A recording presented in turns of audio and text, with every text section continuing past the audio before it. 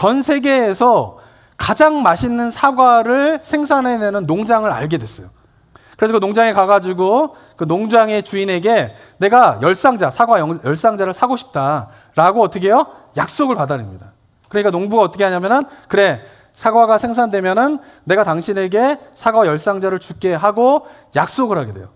근데 문제는 뭐냐면은 여기가 전 세계에서 가장 맛있는 사과를 생산한다라고 하면 그걸 나만 알겠어요? 아닐 거 아니에요. 여러 사람들이 그 사과를 사기 위해서 막 몰려들 거 아니에요. 근데 정말 사과가 생산되었을 때 그 농부가 나에게 열상자를 줄 거다라고 하는 것을 어떻게 개런티할 수 있어요? 방법은 두 가지인 거예요. 그 사과에 해당되는, 그 가치에 해당되는 배 열상자를 농부가 저한테 먼저 주는 거예요. 또 하나의 방법이 있어요. 농부가 먼저 두 상자를 나에게 주는 거예요. 그리고 그 두 상자를 나에게 주면서 내가 나머지 8상자를 너에게 주겠다라고 약속을 한다면, 개런티를 한다면 그 두 상자는 뭐가 되는 거예요? 그게 다운페이가 되는 거예요.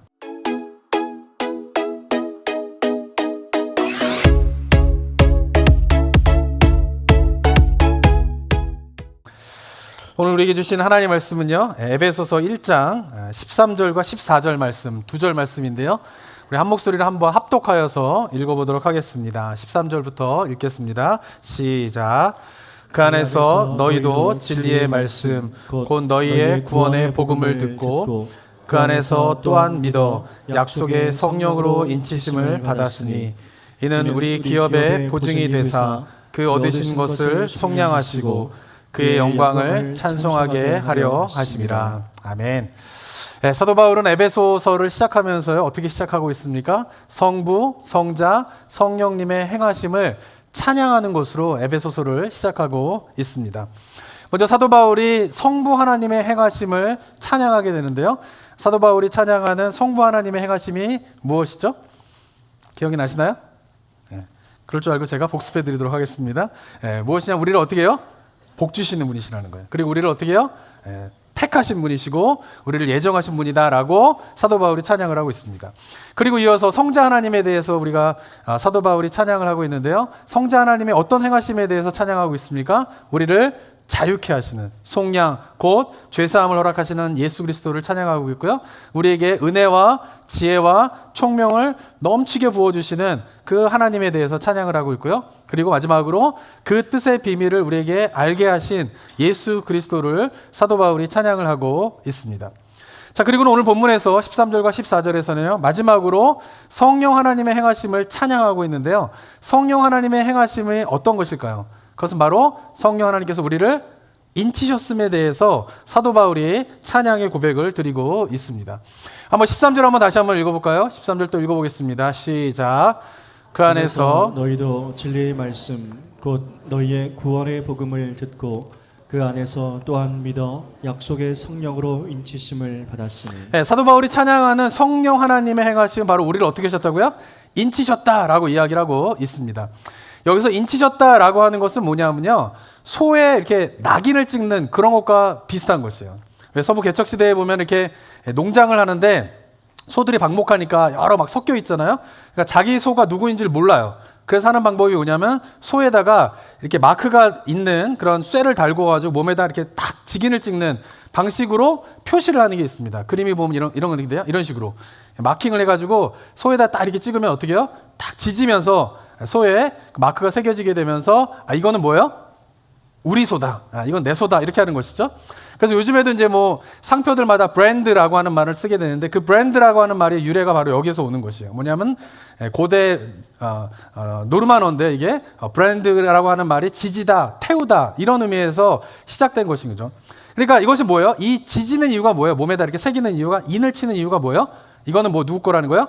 내 거다라고 하는 것을 표시하는 것이 바로 인치는 것입니다. 근데 성령으로 인친다라고 하는 것이 바로 그런 의미인 것이에요. 성부 하나님께서 우리를 어떻게 하세요? 태초 전에 우리를 택하시고 성자 하나님께서 속량, 곧 죄사함을 주시죠. 속량이 무엇입니까? 값을 지불하고 다시 사는 거예요. 노예를 값을 지불하고 다시 사는 것이 속량인 것이죠.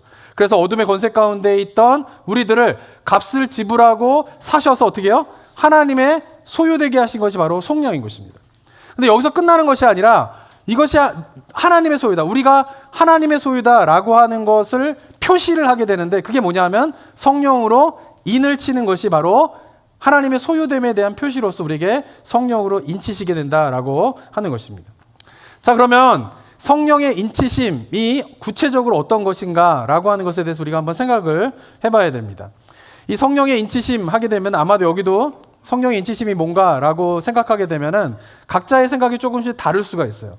왜냐하면 개신교 내에서 성령의 인치심에 대해서는 두 개의 견해가 있기 때문에 그렇습니다. 첫 번째는 뭐냐면은 저희와 같이 보수적인 장로교회에서는 성령의 인치심을 어떻게 이야기하고 있냐면은 바로 성령의 인치심은 성령의 내재하심과 같은 의미로 보고 있어요. 우리가 예수 그리스도를 믿게 되면 일어나게 되는 일이 뭐냐면요, 바로 성령이 우리 안에 거하신다라고 성경에서 이야기를 하고 있습니다. 한번 요한복음 14장 17절 말씀 한번 읽어볼까요? 17절 한번 읽어보겠습니다. 시작. 저는 진리의 영이라 세상은 능히 저를 받지 못하나니 이는 저를 보지도 못하고 알지도 못함이라. 그러나 너희는 저를 아나니 저는 너희와 함께 거하시며 또 너희 속에 계시겠습니다. 네, 요한복음 14장은 예수님께서 십자가에 못 박혀 돌아가시기 전에 제자들에게 성령님이 누구이신가에 대해서 설명하는 장면이에요. 거기서 예수님께서 죽으시고 부활 승천하게 되면 성령님이 오시게 될 건데 그 제자들에게 그 성령님이 누구이신가에 대한 걸 설명할 때에 17절에서 어떻게 이야기하고 있냐면 바로 성령은 진리의 영이시라는 거예요. 근데 그 진리의 영이 어떻게 거하세요? 예수 그리스도를 믿는 자들과 함께 거하시고요. 그 다음에 예수 그리스도를 믿게 되는 자들 속에 계신다라고 예수님께서 말씀하고 있는 것입니다. 그러니까 이처럼 예수 그리스도를 구주로 영접한 사람들, 그리스도 안에는 누가 거하시게 되세요? 성령이 거하시게 되는 거예요. 내재하시게 되는 것이요. 그리고 성령이 이렇게 우리 안에 내재하시는 그것이 바로 성령의 인치심이다라고 장로교에서는 이야기를 하고 있습니다.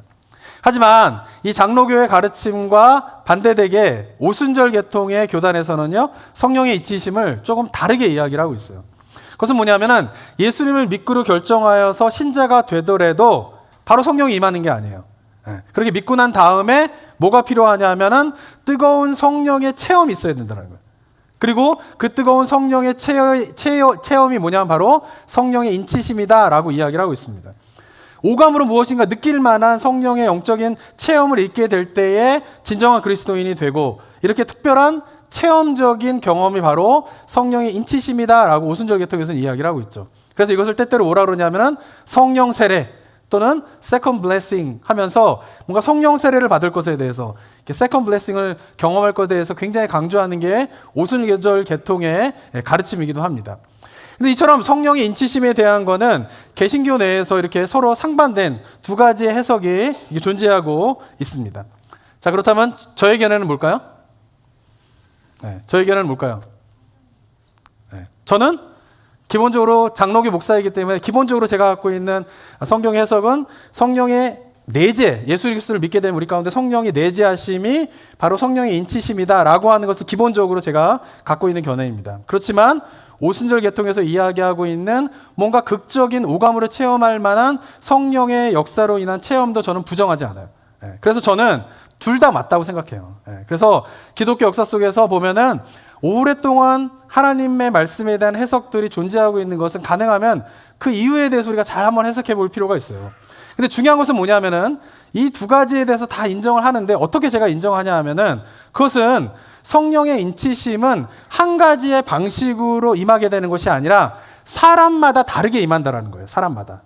그것이 뭐예요? 어떤 사람에게는 강력한 성령의 체험을 통하여서 오순절 계통에서 이야기하는 것처럼 무엇인가 부인할 수 없는 자기의 오감을 통하여서 경험하는 성령의 역사의 체험이 있는 사람들이 있는가 하면, 또 어떤 사람은 어때요? 신앙생활하면서 그런 극적인 체험은 있지 않지만 그러나 예수 그리스도를 믿음으로 말미암아 성령의 내재함을 통하여서 그 성령의 인도하심에 따라 순종하면서 살아가게 되는 분들도 있다라고 하는 것이에요. 그게 뭐예요? 사람마다 다른 거예요. 그래서 여기 계신 분들도 아마 다양한 그런 성령의 체험이 저는 있을 거라고 생각을 하게 됩니다. 그런데 이것이 성경의 인물을 봐도 우리가 알 수가 있어요. 성경의 인물 가운데 특별히 사도 바울 같은 경우는 어떻게 하나님을 체험하게 됩니까? 그가 예수 그리스도를 박해하고 핍박하고 그러던 사람이었는데 다메섹 도상으로 가다가 어떻게 해요? 극적인 체험을 하게 되는 거잖아요. 갑자기 큰 빛이 내리게 되면서 부인할 수 없는 부활하신 예수 그리스도를 체험하고 난 다음에 그가 어떻게 됩니까? 완전히 180도 달라져가지고 예수 그리스도를 증거하는 사도로서의 삶을 살아가게 되는 것이죠. 그죠? 그러니까 뭐예요? 내가 언제 예수님을 만났느냐? 내가 언제 성령을 체험했느냐? 명확하게 사도 바울은 이야기할 수 있는 그런 체험을 한 것이죠. 어쩌면 이것이 뭐예요? 오순절 계통에서 이야기하고 있는 어떤 세컨 블레싱, 뭐 성령 세례, 그런 것을 경험했다라고 볼 수가 있는 것이죠. 하지만 성경의 인물을 보게 되면 이렇게 극적인 체험만을 통하여서 하나님을 만난 경우만 있는 것이 아니에요. 이런 극적인 사도 바울과 같은 극적인 성령의 체험이 없지만 어떻게 해요? 이미 오래전부터 예수 그리스도를 믿어서 성령의 내재함을 통하여서 이런 경험 없이도 신실하게 주의 종으로 섬기는 사람이 있다라고 하는 것이죠. 대표적인 인물이 누구일까요? 바로 디모데요. 디모데 같은 경우는 사도 바울이 가장 사랑하는 제자이지 않습니까? 근데 사도 바울이 가장 사랑하는 제자인 디모데는 사도 바울과 같은 그런 극적인 체험을 갖지 않았어요. 어머니가 워낙 신실한 분이셨기 때문에 그 어머니로부터 어렸을 때부터 신앙의 전수를 받아서 어렸을 때부터 예수 그리스도를 믿었고 그 예수 그리스도를 믿는 가운데서 어떻게 해요? 성령의 내재와 성령의 임재들을 경험하게 되면서 어떻게 해요? 신실하게 주님을 위해서 살아가게 되는 주의 종으로 살아간 인물이 바로 디모데인 거예요. 그러니까 성경의 인물을 봐도 극적으로 성령을 이렇게 체험하는 사람이 있는가 하면 극적인 체험이 없지만 어떻게 해요? 태어날 때부터 또는 어렸을 때부터 예수 그리스도를 믿게 되면서 그 안에서 내재된 성령의 인도하심과 성령의 말씀에 따라 순종하며 살아가게 되는 그런 인물이 어떻게 해요? 존재하고 있다라고 하는 것입니다. 자, 그런데 중요한 것은 뭐냐면요. 이처럼 사람마다 성령을 경험하는 것이 다르지만 근데 중요한 것은 그리스도인이라고 하면 반드시 뭐예요? 성령의 인치심이 있어야 한다는 것이에요. 이거는 부정할 수 없는 사실인 거예요. 왜냐하면 오늘 본문의 말씀처럼 어떻게 됩니까? 성령의 인치심은 뭐예요? 하나님 나라 백성됨의 뭐예요? 표시이기 때문에 그래요. 하나님의 소유됨의 표시가 바로 성령의 인치심이기 때문에 다시 말하면 그리스도인인지 아닌지 진짜 신앙을 가지고 있는지 아닌지를 뭘로 구별할 수 있어요? 성령의 인치심이 있느냐 없느냐로 구별될 수 있다라고 하는 것이에요. 그렇기 때문에 다양한 경험이 있을 수는 있지만 공통적인 것은 뭐냐면 정말 예수 그리스도를 갖는 믿음이 있다면 그 믿음으로 말미암아 뭐가 있는 거예요? 성령의 인치심이 있는 것이 바로 성경의 가르침이다라고 하는 것을 우리가 기억해야 합니다. 자, 그러면서 요한계시록 7장에도 그런 말씀이 나오게 되는데요. 요한계시록 7장 4절과 5절을 한번 읽어볼까요? 읽어보겠습니다. 시작.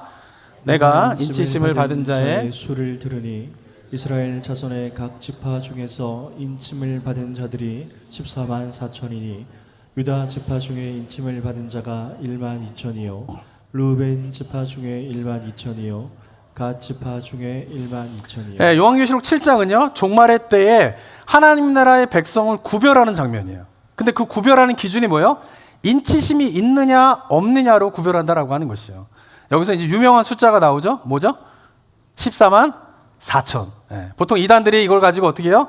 신천지라든가 여호와 증인이라든가 하는 사람들은 그 14만 4천이 정말 구원받은 숫자이다. 14만 4천 명만 종말의 때에 구원을 받는다. 이렇게 이야기하고 있지만 이건 잘못된 가르침이죠. 이 14만 4천 어떻게 봐요? 상징적인 숫자로 봐야 되는 거예요. 상징적인 숫자로. 그렇죠? 그렇지만 중요한 것은 뭐냐면은 그 14만 4천이 상징적인 숫자인데 하나님 나라 백성이냐 아니냐. 그리고 이 사람들이 이제 인침에 대한 숫자들이 지파별로 나오게 됩니다. 여기서 말하는 지파도 실질적으로 이스라엘의 12지파를 이야기하는 것이 아니라 하나님 나라 백성의 상징적인 12지파를 의미하는 것으로 봐야 되는 것이에요. 근데 거기서 중요한 건 뭐냐면은 그렇게 지파별로 인침을 받는 사람들의 숫자가 쭉 나오다가 결국 그 인침을 받은 사람들 모두가 7장 10절에 보게 되면 어떻게 해요? 하나님의 어린 양과 함께 찬양과 영광의 자리로 들어가게 돼요. 그게 뭐예요? 예수님께서 이야기하고 계신 어린 양 혼인잔치로 들어가게 되는 장면이 7장 후반부에 나오게 되는 것이에요. 그러니까 마지막 때에 일어날 일이 뭐냐 하면은 마지막 때가 되면은 모든 사람들이 다 어디에 서야 돼요? 하나님의 심판대 앞에 서야 되는 거예요. 근데 하나님의 심판대 앞에 서서 이 사람이 정말 믿음을 가진 자인지 아닌지 그걸 어떻게 분별하는 거예요? 인치심이 있느냐 없느냐라고 하는 것이죠. 근데 그 인치심이 무엇이겠어요? 그것은 바로 성령의 인치심인 것이에요. 요한계시록 7장의 인치심이라고 하는 단어는요, 신약 전체 속에서 구원과 관련돼서는 바울 서신에만 써져 있어요. 이 에베소서와 고린도서에만 쓰여져 있어요. 근데 에베소와 고린도에서 사도 바울이 그 인치심이라고 하는 단어를 항상 뭐와 연결시키고 있냐면 성령과 연결시키고 있어요. 그러니까 요한계시록 7장에서 인치심이 있는 자들은 어떻게 해요? 하나님의 어린 양 혼인잔치에 들어가게 되고, 그 인치심이 없는 자는 하나님의 어린 양 혼인잔치에 들어가지 못하고 영원한 형벌로 가게 되는데, 그 인치심은 무엇이냐? 바로 사도 바울이 이야기하고 있는 성령의 인치심이라는 것이에요. 그 성령의 인치심이 있는 자들은 어떻게 해요? 어린 양 혼인잔치에 들어가게 되고, 아닌 자들은 영원한 형벌로 가게 되는 그 기준점이 되는 것이 바로 성령의 인치심이다라고 하는 사실을 우리가 잘 기억해야 하는 것입니다. 자, 그런데 이 성령의 인치심에 대한 부분들을 우리가 그러기 때문에 두 가지 측면에서 좀 생각을 해야 돼요. 잘못 생각하면 큰일 나게 되는 거예요. 첫 번째 측면은 뭐냐면은 하나님의 입장에서의 성령의 인치심이 무엇인가, 이거를 먼저 생각해야 돼요. 하나님의 입장에서의 성령의 인치심은 무엇입니까? 좀 전에 말씀드린 것처럼 참 믿음을 가진 자인가 아닌가를 분별하는 기준이 되는 거예요. 하나님의 어린 양 혼인잔치가 펼쳐질 것인데, 그 혼인 양 어린잔치에 들어갈 자인가 아닌 자를 판단하는 기준이 되는 것이에요. 영원한 형벌에 갈 것인가 안 갈 것인가를 판단하는 기준이 뭐예요? 성령의 인치심이에요. 근데 이 사람이 구원받을지 안 받을지에 대한 것의 기준으로서의 성령의 인치심은 누구만 판단할 수 있는 거예요? 하나님만 판단할 수 있는 거예요. 우리가 판단하면 안 되는 거예요. 무슨 말 아시겠죠? 그러니까 성령의 인치심은 분명히 구원의 표지가 되고 하나님 나라 백성의 됨의 표지가 되고 종말의 때에 어린 양 혼인잔치에 들어갈 것인가 말 건가의 표지가 되는 것은 사실이지만, 그것을 누가 판단해야 돼요? 우리가 판단하면 안 된다는 거예요. 우리가 뭐요? 성령 인치를 받았느냐 안 받았느냐, 구원을 받았느냐 안 받았느냐, 이런 기준으로 살면 안 되고, 이것은 전적으로 누구의 입장에서 누구의 판단할 수 있는 기준이 되는 거예요? 오직 하나님만이 그것을 판단할 수 있는 기준이 된다라고 하는 것이요. 자, 그러면 우리의 입장에서, 두 번째로 우리의 입장에서 이 성령의 인치심의 의미는 무엇인가, 이것에 대해서 우리가 잘 기억을 해야 됩니다. 그것이 바로 14절에 나오게 되는데요. 에베소 1장 14절 한번 보도록 하겠습니다. 읽어볼까요? 하나 14절만 읽겠습니다. 시작. 이는 우리 기업의 보증이 되사 그 얻으신 것을 속량하시고 그의 영광을 찬송하게 하려 하십니다. 13절에서 약속의 성령으로 인치심을 받았다라고 이야기하고, 14절에서 그것이 무엇인지에 대해서 보충으로 설명하는데, 사도 바울이 뭐라고 이야기하고 있어요? 그 성령의 인치심은 우리의 기업의 보증이 되신다라는 거예요. 여기서 말하는 기업은 뭐냐면 회사를 의미하는 게 아니에요. 여기서 말하는 기업이라고 하는 것은 유산이에요. 우리가 하나님 나라의 자녀가 되었잖아요. 하나님의 자녀가 되었잖아요. 그럼 하나님의 자녀들은 아버지인 하나님으로부터 유산을 받게 돼 있어요. 장차. 그것이 뭐예요? 기업이라는 것이에요. 그런데 장차 우리가 유산을 받게 될 건데, 그 유산을 진짜 받게 될지 안 받게 될지를 어떻게 알아요? 네. 그것이 뭐예요? 우리가 진짜 받게 될지 안 받게 될지 아직 안 받아봤잖아요. 근데 정말 그 유업을 진짜 받게 될지 안 받게 될지를 어떻게 아냐 하면 바로 성령의 인치심으로 알 수 있다는 거예요. 왜? 성령의 인치심은 뭐예요? 우리가 받게 될, 장차 받게 될 유산의 뭐가 되는 거예요? 보증이 되신다는 거예요. 우리가 받게 될 것이다, 그것은 틀림없이 받게 될 것이다 라고 하는 것을 개런티해 주는 것이 뭐예요? 성령의 인치심이라는 것이에요. 근데 여기서 중요한 것은 뭐냐면 또 하나가 있는데, 그것은 여기서 말하는 기업의 보증이 된다, 개런티를 해준다라고 하는 것은, 이 개런티하는 방법은 두 가지 방법이 있어요. 한 가지는 뭐냐면은 담보를 가지고 무엇인가를 받을 수 있는 것에 대해서 개런티를 할 수 있어요. 또 하나는 뭐냐면은 다운페이 같은 것이죠. 다운페이 같은 것으로 앞으로 내가 받게 될 것에 대해서 개런티를 하는 방법이 있는 것이에요. 예를 들면 이런 거예요. 우리 성도님들이 가장 좋아하는 음식이, 성도님들은 무엇을 가장 좋아하시나요? 다 다르겠죠? 근데 만약에 우리 성도님들이 가장 좋아하는 음식이 사과라고 한번 가정을 해봅시다. 근데 사과를 가장 좋아하는 사람인데, 전 세계에서 가장 맛있는 사과를 생산해내는 농장을 알게 됐어요. 그럼 어떻게 하시겠어요? 그 농장에 가서 내가 좋아하는 가장 맛있는 사과를 가능하면 많이 사야 될 거 아니에요. 그래서 그 농장에 가가지고 그 농장의 주인에게 내가 사과 10상자를 사고 싶다라고 어떻게 해요? 약속을 받아냅니다. 그러니까 농부가 어떻게 하냐면은, 그래, 사과가 생산되면은 내가 당신에게 사과 10상자를 줄게 하고 약속을 하게 돼요. 근데 문제는 뭐냐면은, 여기가 전 세계에서 가장 맛있는 사과를 생산한다라고 하면 그걸 나만 알겠어요? 아닐 거 아니에요. 여러 사람들이 그 사과를 사기 위해서 막 몰려들 거 아니에요. 근데 정말 사과가 생산되었을 때 그 농부가 나에게 10상자를 줄 거다라고 하는 것을 어떻게 개런티할 수 있어요? 방법은 두 가지인 거예요. 돈을 다 지불하고 난 다음에 내가 먼저 지불하고 난 다음에 그 농부가 내 돈을 떼어먹지 않고 사과 10상자를 줄 거다라고 하는 개런티하는 방법이 뭐냐 하면은 뭐예요? 그 사과에 해당되는 그 가치에 해당되는 배 10상자를 농부가 저한테 먼저 주는 거예요. 그리고는 그 사과 10상자를 다 생산해서 저한테 줄 때에 그 배 10상자는 다시 돌려주는 것이죠. 그러면 이 배 10상자는 뭐가 되는 거예요? 담보가 되는 거예요. 담보가. 그러니까 담보라고 하는 것은 뭐냐면 내가 받게 될 것을 받게 되는 게 아니라 내가 받게 될 것에 상응하는 다른 것을 뭐예요? 담보로 잡는 것이 바로 개런티하는 방법이라는 것이에요. 또 하나의 방법이 있어요. 그것은 뭐냐면은 내가 10상자를 그 농부가 나에게 줄 것이다 라고 약속을 했는데 그 농부가 먼저 2상자를 나에게 주는 거예요. 그리고 그 2상자를 나에게 주면서 내가 나머지 8상자를 너에게 주겠다라고 약속을 한다면, 개런티를 한다면 그 2상자는 뭐가 되는 거예요? 그게 다운페이가 되는 거예요. 보증금이 되는 것이죠. 근데 성경에서 중요한 것은 뭐냐면 이것을 구분할 때 우리가 기억해야 할 것은 뭐냐면 성령의 인치심이 장차 우리가 받게 될 유산의 담보가 아니라, 여기서 말하는 보증이라고 하는 것은 담보가 아니라 장차 우리가 받게 될 유산의 일부를 받게 되는 다운페이다라고 한다라고 하면 우리는 지금 무엇을 경험할 수 있어야 되는 것이에요? 우리가 장차 받게 될 유산이 무엇입니까? 우리 성도님들 하나님으로부터 장차 받게 될 유산이 뭔지 알고 계세요? 뭐죠? 천국 하나님의 나라인 거예요. 근데 그 하나님의 나라를 우리가 성령의 인치심으로 말미암아 보증을 받는다라고 하는 것은 뭐냐면은 성령께서 장차 일어날 하나님의 나라의 일부를 우리에게 뭘로 해주시는 거예요? 경험하게 해주신다라고 하는 것이에요. 그게 뭐예요? 보증의 의미다라고 하는 것이죠. 우리가 받게 될 하나님의 나라의 모습이 어떻습니까? 그곳에는 어떻다라고 성경에서 이야기하고 있어요? 세상에서 천국 갔다 온 사람들이 있다라고 하는 이야기 좀 많이 들어보셨죠? 그런 사람들 말 믿지 마세요. 그런 사람들 얘기 들어보면 옛날에 들어보면은 뭐 잠깐 이렇게 죽었다가 뭐 천국 갔다 왔다 그러면서 막 얘기하는데 그런 사람들 이야기하는 게 뭐예요? 그 바닥에는 뭐가 깔려 있대요? 다이아몬드가 쫙 깔려 있고 나무들이 쫙 있는데 나무에는 금이 막 열려 있고 뭐 보석이 열려 있고 막 이러면서 천국은 너무 아름다운 곳이다 막 이런 얘기 들어본 적 있으시죠? 저도 어렸을 때 그런 얘기 참 많이 듣고는 천국이 그런 곳이구나 막 이러면서 얼마나 좋아했는지 몰라요. 근데 가만히 생각해 보면은 만약에 천국이 그런 곳이면 저는 가고 싶지가 않아요. 왜냐하면은 이 세상에서 제일 가치 있는 게 뭐예요? 다이아몬드잖아요. 아닌가요? 이 세상에 제일 가치 있는 게 다이아몬드잖아요. 근데 이 세상에 제일 가치 있는 게 다이아몬드인데 천국도 만약에 다이아몬드가 가장 가치 있는 곳이라고 하면 이 세상과 다를 게 뭐가 있어요? 그러니까 천국을 갔다 온 사람들의 이야기를 들어보면은 그 천국을 가만히 생각해 보면 얼마나 세속적인지 몰라요. 그런데 현혹해서는 안 돼요. 그런데 성경에서는 하나님의 나라 천국이 어떤 것인지를 정확하게 명확하게 이야기하고 있지는 않아요. 그런데 명확하게 이야기하고 있는 것이 있죠. 그것이 뭐예요? 하나님의 나라의 천국은 뭐예요?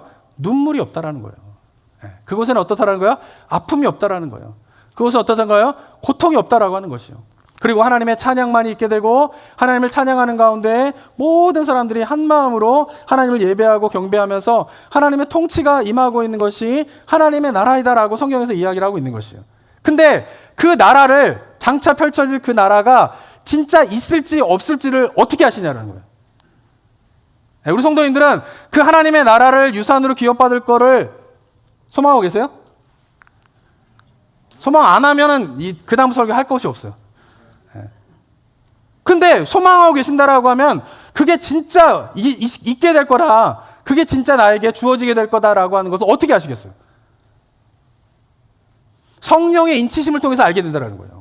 그냥 막연하게 믿는 게 것이 아니라 하나님의 나라가 펼쳐질 건데 그 하나님의 나라가 어떤 일이 벌어질 것인가에 대해서 성령의 인치심을 받은 사람들은 어떻게 해요? 경험하게 된다는 거예요. 왜? 그 성령의 인치심이 우리가 장차 받게 될 기업의 뭐가 되기 때문에 보증이 되기 때문에 그렇다라고 하는 것이에요. 그러면서 그 하나님의 나라를 어떻게 해요? 우리가 경험하게 되는 거예요. 그래서 어떻게 됩니까? 그곳은 아픔도 없고 눈물도 없고 고통이 없는 것인데 완전하지 않지만 이 땅은 여전히 고통과 아픔과 여러 가지 자연재해와 여러 가지 질병과 고통이 가득한 가운데 있지만 성령의 인치심을 받은 자들은 그 하나님의 나라에 고통과 아픔과 눈물이 없는 참된 기쁨과 환희가 있는 그것을 완전하지 않지만 우리가 뭐예요?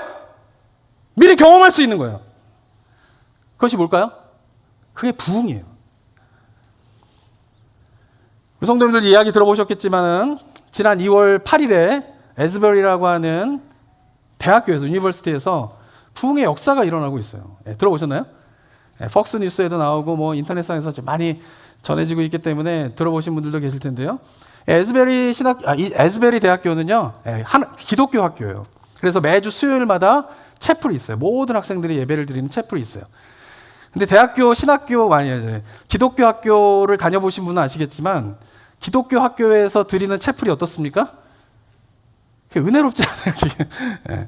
의무감으로 학생들이 다 의무감으로, 이거 안 하면 안 되기 때문에 의무감으로 하기 때문에 예배를 드리는 거예요. 근데 에스베리 대학교에서 매주 수요일마다 그런 채플이 있게 되는데, 이 2월 8일 수요일에 예전과 별 차이 없는 그런 채플이 드려지게 됩니다. 설교가 있고, 찬양이 있고, 기도가 있게 돼요. 그리고는 설교가 끝나고 축도로 설교자도 떠나고 모든 학생들이 다 떠났는데 거기에 한 20여 명의 학생들이 남아서 기도하기 시작했어요.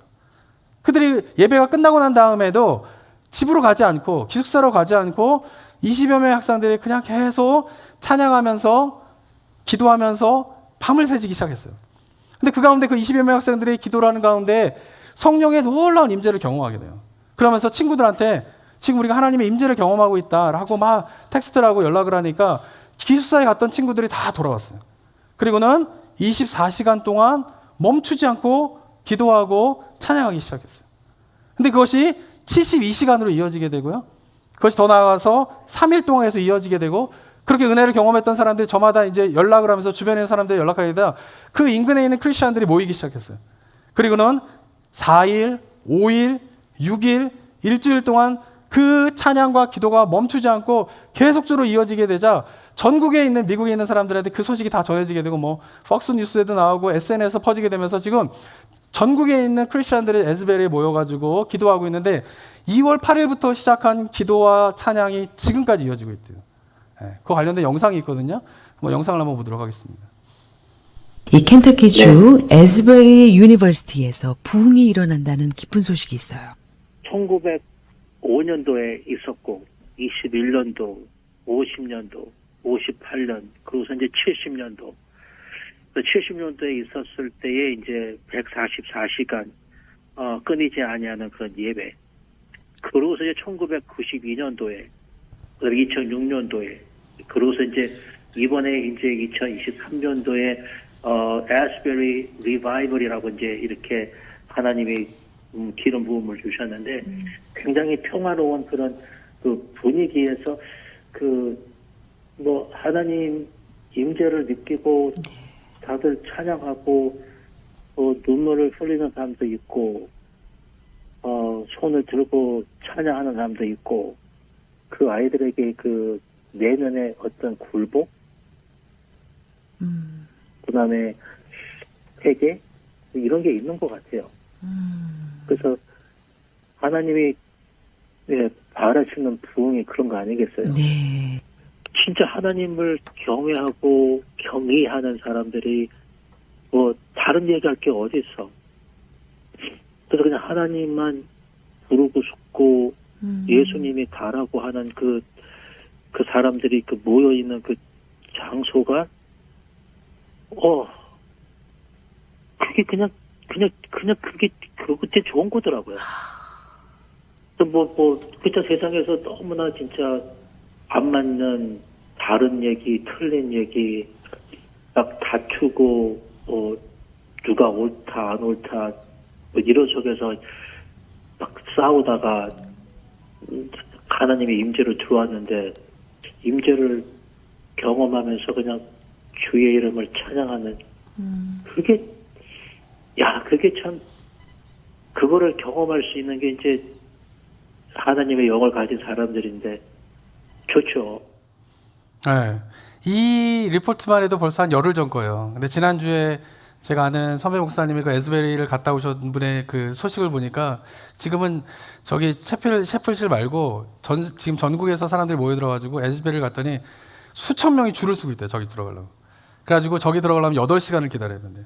근데 8시간을 이제 밖에서 잔디밭 주변을 채플실을 쭉 삥 둘러가지고 이렇게 사람들이 막 기다리고 있는데 거기서 사람들이 그냥 기다리는 게 아니라 그 야외에서 그 잔디밭에서 밖에서 기다리면서 거기서 같이 찬양하고 같이 기도하고 위하여서 부둥켜 안고 간구하고 막 이런 일들이 계속 일어나는 가운데에서 그 채플실 안에서도 그런 일들이 일어나는 것이라는 것이에요. 지금 에즈베리 채플실에서 지금 학생들이 무엇을 경험하고 있는 거예요? 바로 천국을 경험하고 있는 것이에요. 예. 어떻게 이것이 가능합니까? 그것은 바로 성령께서 뭐예요? 우리 기업의 보증이 되시기 때문에 그런 것이에요. 성령의 인치심을 받은 자들이 성령님과 동행하는 가운데에서 경험하게 되는 것이 뭐예요? 하나님 나라 장차 이루어지게 될 그 천국의 것을, 그 기쁨을, 그 환희를 미리 어떻게 하는 거예요? 경험하는 거예요. 그게 뭐예요? 우리가 성령께서 우리 기업의 보증이 되신다. 그런 말인 것이에요. 물론 지금 에즈벨에서 일어나고 있는 이 일들이 진정한 부흥인가? 라고 하는 것은 시간을 좀 더 두고 지켜봐야 합니다. 왜냐하면 기독교 역사 속에서 성령의 이끄신 가운데 진정한 부흥이다라고 역사 속에서 기록되는 사건들은 어떤 일이 있게 되냐면은 시작은 물론 이 에즈베리에처럼 사람들이 모여가지고 기도하고 찬양하고 그것이 멈추지 않는 것으로 시작되게 됩니다. 그런데 거기서 끝나버리는 것이 아니라 성령이 이끄시는 진정한 부흥은 그렇게 하나님의 놀라운 임재 가운데 기도와 찬양을 했던 사람들이 삶의 현장으로 돌아가서 그들의 인격이 변하게 돼요. 그것에 부흥을 경험했던 그 하나님의 성령의 임재를 경험했던 사람들이 다 돌아가가지고 삶 속에서 인격이 변화되어지고 삶이 변화되어지게 되면서 일어나게 되는 것은 뭐냐면 그들이 살고 있는 그 사회에 변혁이 일어나게 되는 것이에요. 공의가 회복되게 되고요. 정의가 실현되게 되고요.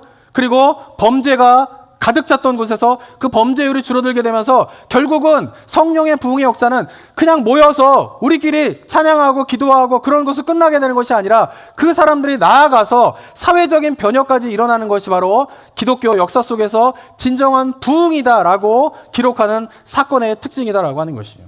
그렇기 때문에 이 일이 정말 진정한 부흥의 역사인가? 라고 하는 것을 우리가 한번 시간을 두고 한번 지켜봐야 할 일이긴 합니다. 그런데 놀라운 거는 뭐냐 하면은 부정할 수 없는 것은 뭐냐 하면은 요즘 시대에 저게 대학생들이 신학생들이 모여서 기도하는 게 아니에요. 그냥 세속적인 학문을 공부하고 있는 그냥 대학교예요, 대학교. 그런데 그 세속적인 학문을 공부하고 있는 그 대학생들이 장소를 떠나지 않고 찬양하고 기도를 48시간, 72시간, 일주일, 2주일을 거쳐서 계속적으로 거기서 찬양이 이루어지고 있다라고 하면 이것은 분명한 뭐죠? 성령의 놀라운 역사임에는 틀림없는 사실인 것입니다. 그래서 저는 우리 성도님과 함께 기도하기 원하는 것이 있어요. 그것은 뭐냐면 이것이 정말 진정한 성령의 부흥 속에서 이 일들이 에즈베르에서 시작해서 미국 전역으로 좀 퍼져가게 되고 전 세계적으로 좀 퍼져가게 되고 또 어쩌면은 우리가 이곳에서 우리가 섬기고 있는 한인교회에도 좀 이런 진정한 부흥의 역사가 일어날 것을 우리가 좀 한번 기도하면서 주님 앞에 나아갔으면 좋겠습니다. 이 부흥에 대한 갈망이요. 정말 갈망했던 분이 계세요. 그분이 누구냐? 마틴 로이드 존스 목사님이란 분이에요. 그분 영국의 유명한 강해 설교자인데요. 그분이 설교를 할 때마다 날마다 그분이 설교에서 강조하는 게 있었어요. 그것은 뭐냐면 자기가 살아있는 시대 가운데 부흥을 경험하고 싶다라는 거예요.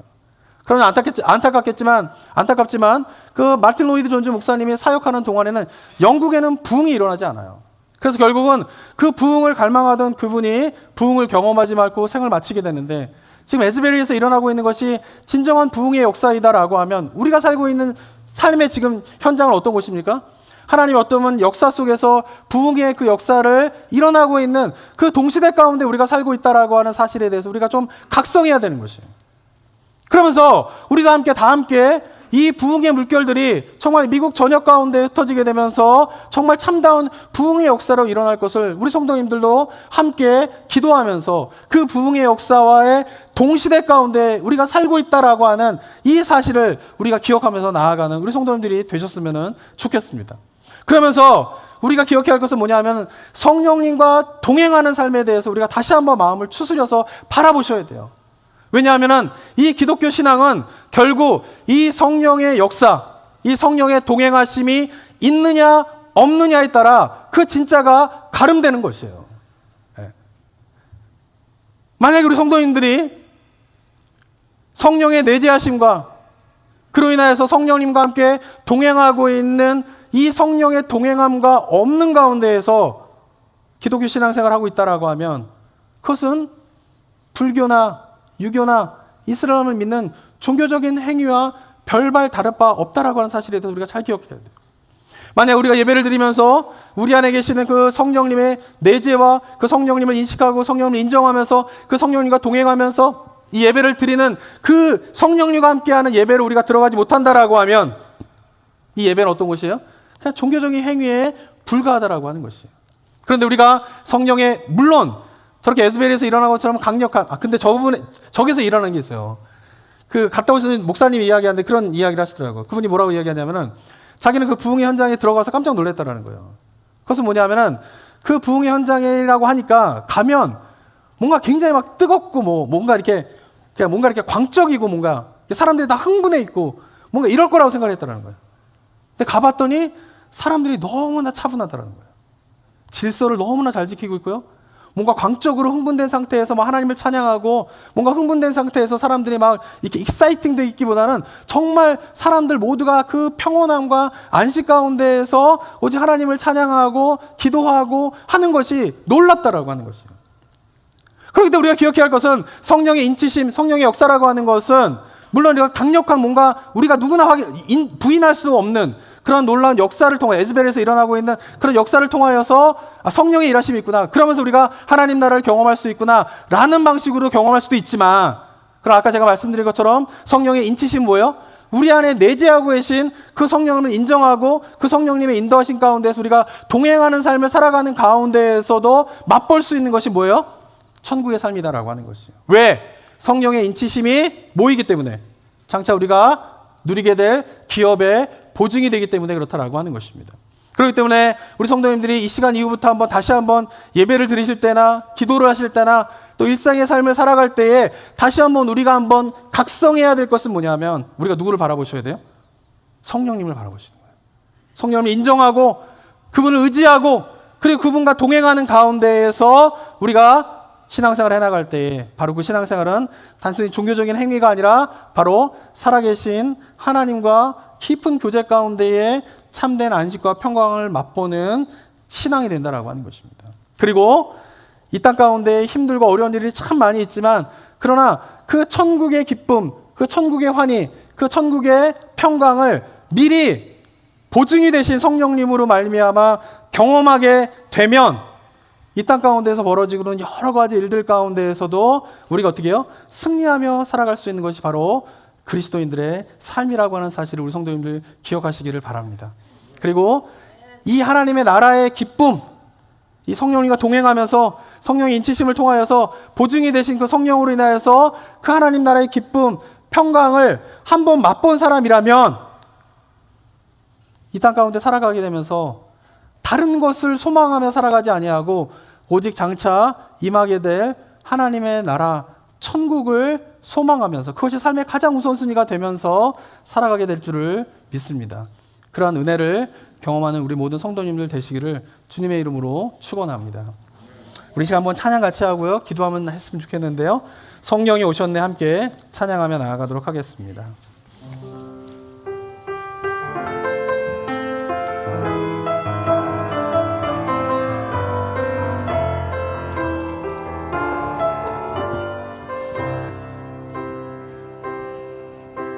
허무한 시절 지날 땐 깊은 한숨 내쉴 땐 그런 풍경 보시며 탄식하는 분이 있네. 고와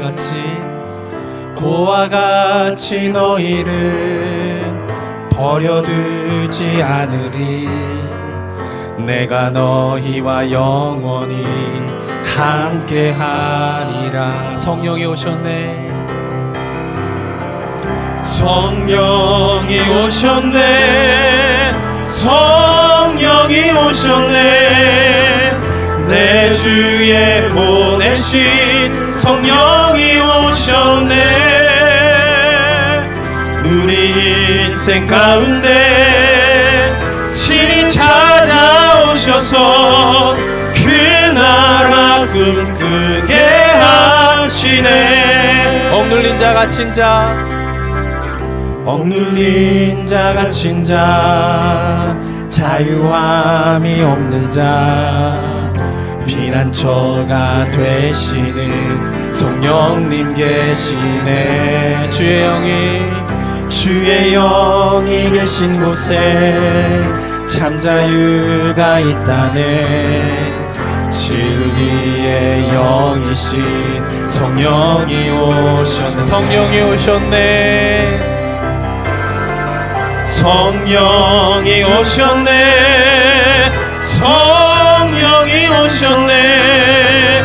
내 주에 보내신 성령이 오셨네. 우리 인생 가운데 친히 찾아오셔서 그 나라 꿈꾸게 성령이 오셨네. 아멘. 성령이 오셨네. 성령이 오셨네.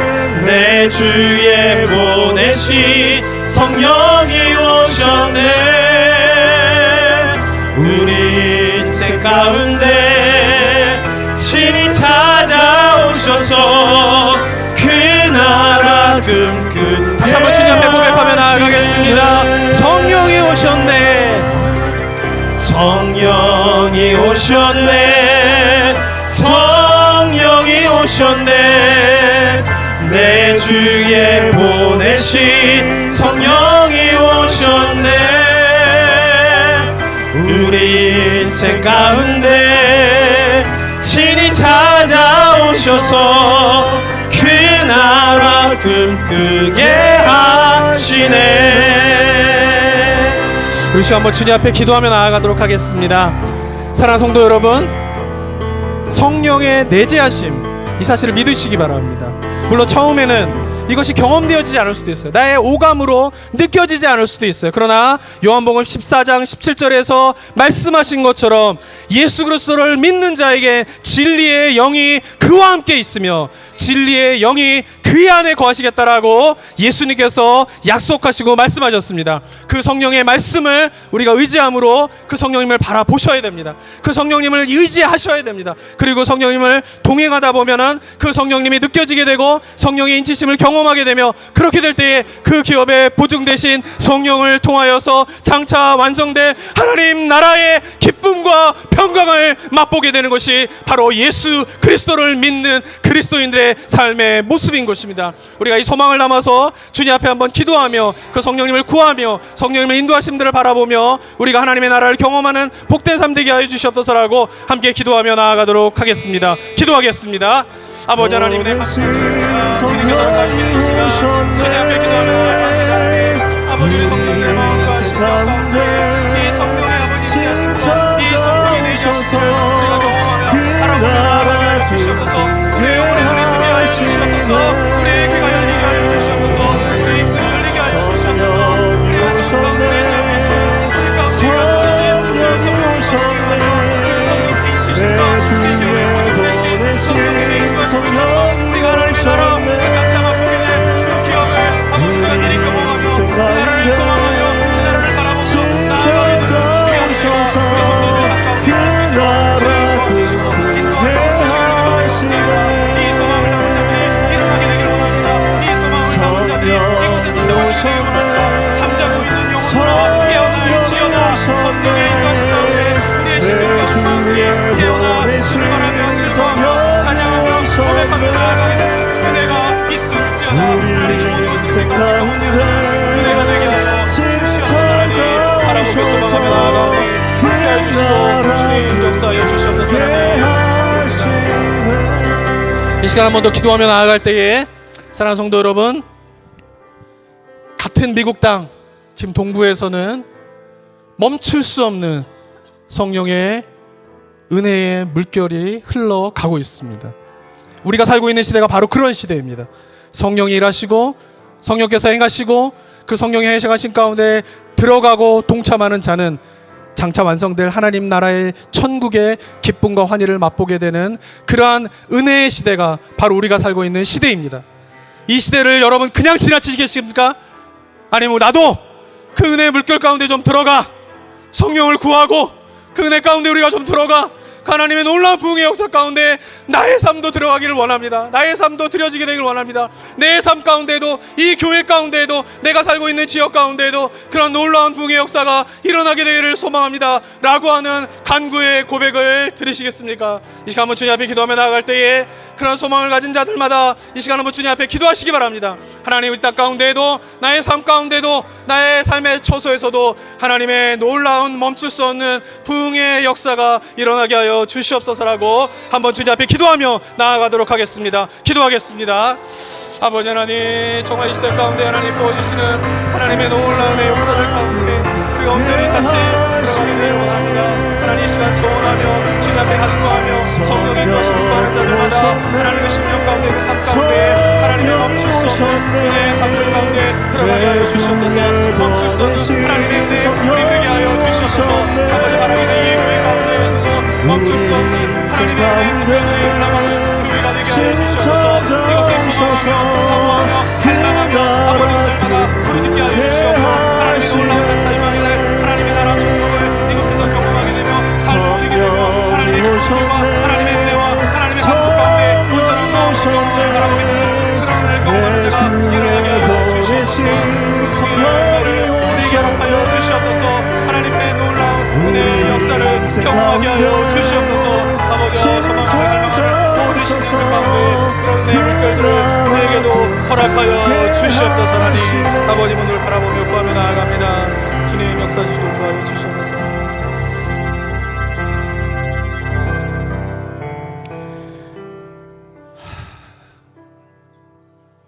사랑과 은혜가 충만하신 하나님 아버지, 우리를 하나님의 자녀 삼아 주시고 자녀된 자로서 하나님께서 우리에게 주시고자 하는 크고 아름다운 놀라운 기업이 있음을 주님 앞에 감사의 고백을 드립니다. 하나님, 그러나 이것을 소망하지도 아니하고 바라보지도 아니하고 갈망하지도 아니하는 모습이 우리들의 모습은 아닌지 주님 용서하여 주시옵소서. 이 시간 다시 한번 주님의 말씀 앞에서 기도 가운데, 찬양 가운데 다시 한번 우리의 영혼이 깨어나 우리에게 주시고자 하는 하나님 나라의 기업을 소망하고 갈망하는 우리들이 되게 하여 주시옵소서. 하나님께서 그것을 우리에게 확실하게 경험하고 알게 해주시고자 우리에게 성령을 보내주셔서 그 성령의 인치심을 통하여서 그 기업의 보증을 우리에게 알게 하시는 그 하나님의 놀라운 은혜를 이곳에 계신 모든 성도님들이 한 사람도 빠짐없이 경험하는 삶이 되게 하여 주시옵소서. 그래서 이 같은 미국 땅에서 지금 펼쳐지고 있는 멈출 수 없는 성령의 놀라운 은혜의 물결이 하나님 이곳에서도 일어나게 하여 주시옵소서. 그것을 소망하며, 그래서 성령님을 인정하며 인식하며 그 성령의 말씀에 순종하며 그 성령의 말씀과 동행하며 살아가기로 다짐하는 이 시간 고백한 주의 백성들의 삶 가운데 그 멈출 수 없는 성령의 은혜의 물결이 흐르게 하여 주시옵소서. 그리고 각자의 삶 속에서 그렇게 성령의 동행하심으로 살다 이 자리에 모여 매주마다 주님 앞에 찬양을 드리며 예배를 드리며 나아갈 때에 이 자리가 바로 그 천국의 기쁨을 맛보는, 우리에게 장차 주실 기업의 보증 대신 그 성령님의 은혜의 물결을 경험하는 곳이 되게 하여 주시옵소서. 그런 갈망을 가진 자들이 모이게 되길 원합니다. 그 갈망을 가진 자들이 이곳에서 일어나게 되기를 원합니다. 주여 역사하여 주시옵소서. 은혜 감사드리며 예수 그리스도의 이름으로 기도드립니다. 아멘.